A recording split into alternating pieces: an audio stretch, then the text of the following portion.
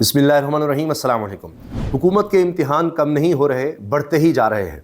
$2 अरब का मामला अब एक और सामने आ गया है। ये नई मुसीबत खड़ी हो गई है हुकूमत के लिए, पाकिस्तान की मईशत के लिए। और $2 अरब का मामला भी आलमी सतह पर यानी आर्बिट्रेशन की तरफ, सालिसी की तरफ चला गया है।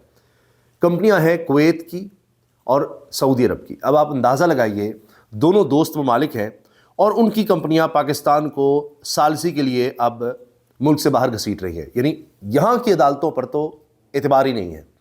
जो 26वीं 27वीं तरमीम की अदालतें हैं, चाहे सुप्रीम कोर्ट हो चाहे आईनी अदालत, वहाँ नहीं। और ये कंपनियाँ पहले ही लिखवा लेती हैं कि यहाँ आपकी अदालत में नहीं कि आप हुकूमत की तरफ से किसी जज को फ़ोन कर दें, ये कर दें, वो कर दें, नहीं, बाहर जाएगा मामला।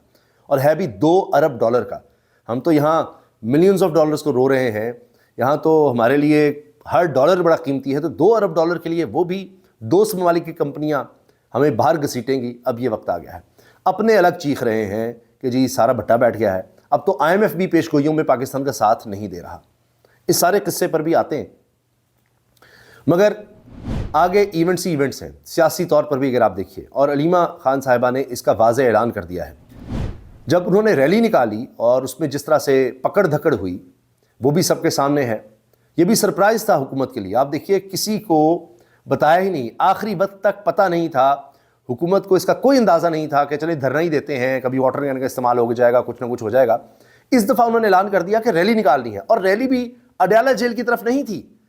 यानी हुकूमत को बहाना ही ना मिले तशद्दुद का, वाटर कैनन का, आंसू गैस का, कि हम कौन सा अडयाला की तरफ जा रहे हैं, हम तो वापसी की तरफ थे। वो भी बर्दाश्त नहीं हुआ कि लोग पैदल हैं, गाड़ियों पर हैं, जिस तरह भी है। उनका पहले रास्ता रोका, फिर आगे बढ़े, कोई नारेबाजी हुई, वहाँ पकड़ दकड़ हुई, गिरफ्तारियाँ हुई, कुछ लोग बचने के लिए दुकानों में घुसे, उनको भी पकड़ लिया। तो अलीमा साहबा ने पहले ऐलान कर दिया था अब तो इवेंट्स ही इवेंट्स होंगे।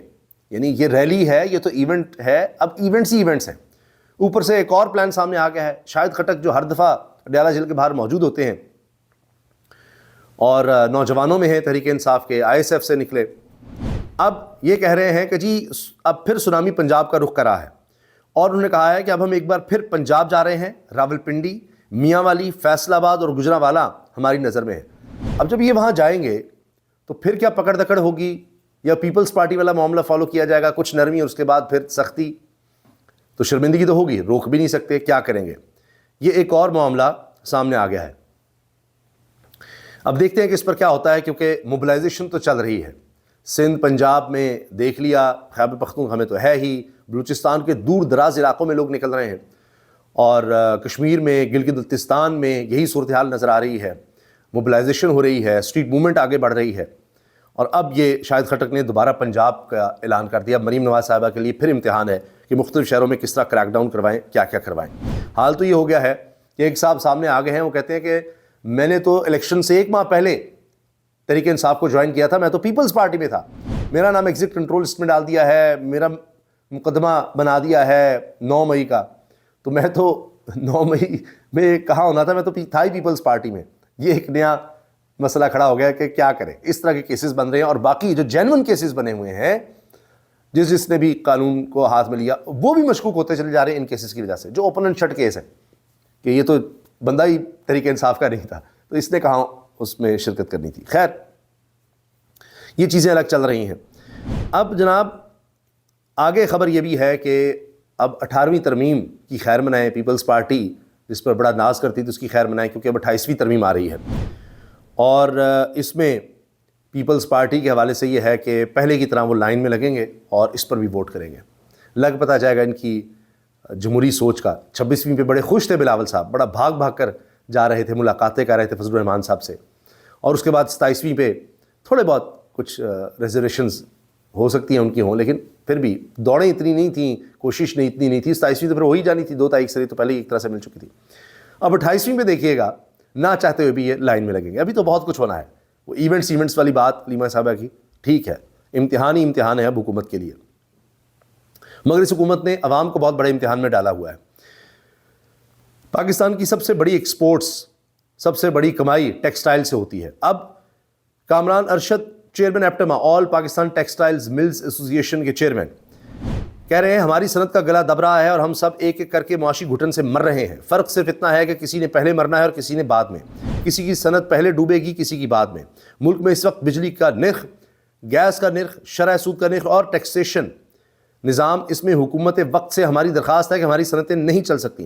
ہمارا کام یہ ہے کہ ایک بار حکومت وقت کو باور کرائیں کہ صنعتیں بند ہو رہی ہیں اور یہ کوئی مفروضہ نہیں بلکہ حقائق ہیں۔ کہہ رہے جی ہم اور کیا کریں، بتا تو رہے ہیں، اس سے زیادہ کیا کر سکتے ہیں۔ کے الیکٹرک کا معاملہ ہے جی، اور فورن ڈائریکٹ انویسٹمنٹ پہلے ہی 43% کم ہو چکی ہے، باہر سے کوئی سرمایہ نہیں آ رہا، یہاں سے سرمایہ جا رہا ہے۔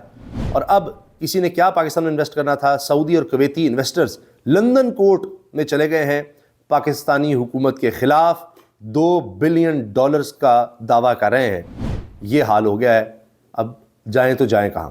اب لندن میں ایک اور رسوائی۔ IMF کہہ رہا ہے کہ پاکستان کی گروتھ، معاشی گروتھ 3.2% ہوگی، 3.6 نہیں۔ تو IMF بھی ساتھ نہیں دے رہا پیش گوئیوں میں، وہ بھی کہہ رہا ہے 3.6 بھول جائیں، 3.2 پر ہوگی۔ اب پتہ نہیں یہ بھی ہوتی ہے نہیں ہوتی۔ اور یہ ایک ریکارڈ بن گیا ہے کہ مسلسل 4 سال ایوریج گروتھ ہماری 2% سے نیچے ہوگی۔ پاکستان کی تاریخ میں یہ وقت کبھی نہیں دیکھا، یہ حال ہو گیا ہے۔ اور یہ تجربہ کاروں کی حکومت ہے جو 6 مہینے میں اس وعدے کے ساتھ آئے تھے، جی 6 مہینے میں سب کچھ بدل دیں گے، اوہ یہ ہو جائے گا۔ اور اب جب پوچھو، ہم نے تو ڈیفالٹ سے بچایا،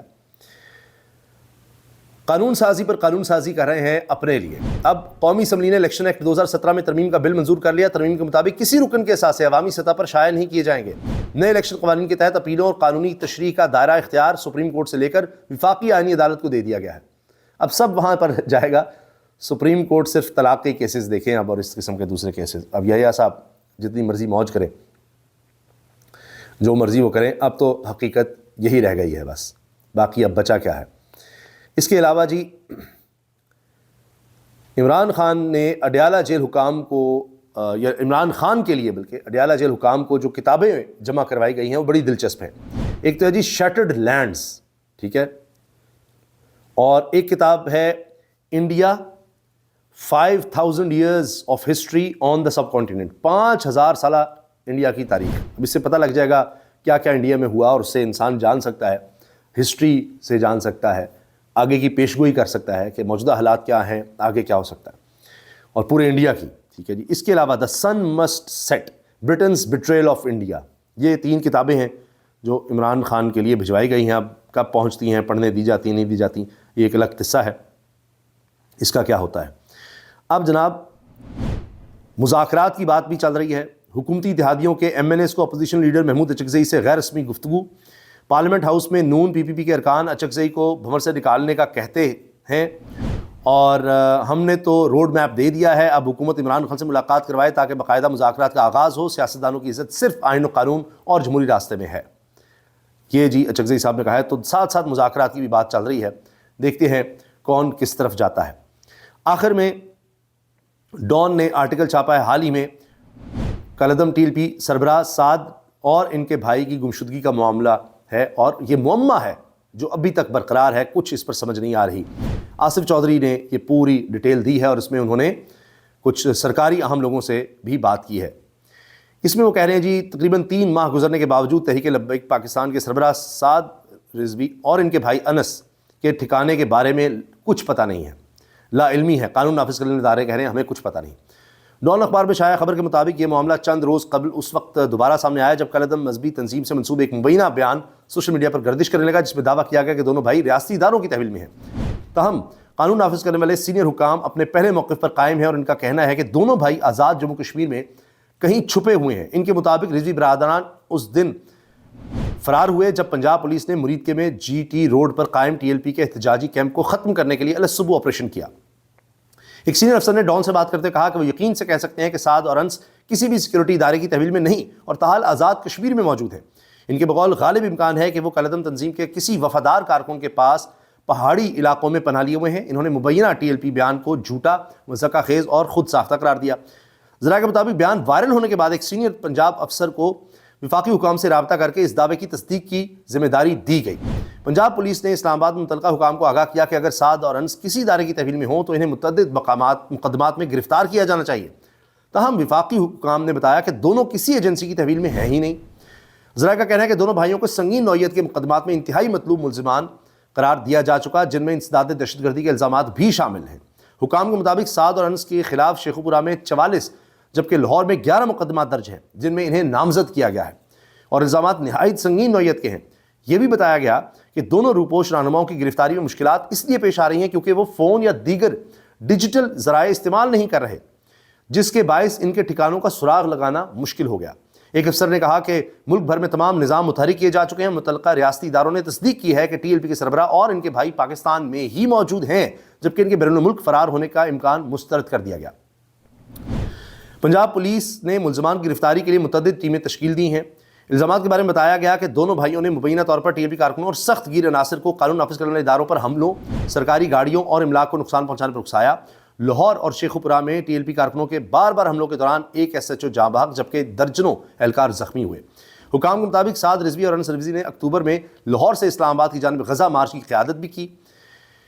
ایف آئی اے نے بھی کارروائی کرتے ہوئے سعد رضوی سے منسوب تقریباً 95 بینک اکاؤنٹس کا سراغ لگایا اور منی لانڈرنگ کے الزامات کے تحت تحقیقات شروع کر دی ہیں۔ ڈان نے کالعدم ٹی ایل پی کے ترجمان یا نمائندے سے رابطے کر کے اس دعوے کی تصدیق کی کوشش کی کہ سعد اور انس ریاستی اداروں کی تحویل میں ہیں، تاہم فون اور واٹس ایپ پیغامات کا کوئی جواب موصول نہیں ہوا۔ اب یہ معاملہ بھی حکومت کے لیے امتحان تو ہے کہ آخر یہ دونوں بھائی کہاں ہیں۔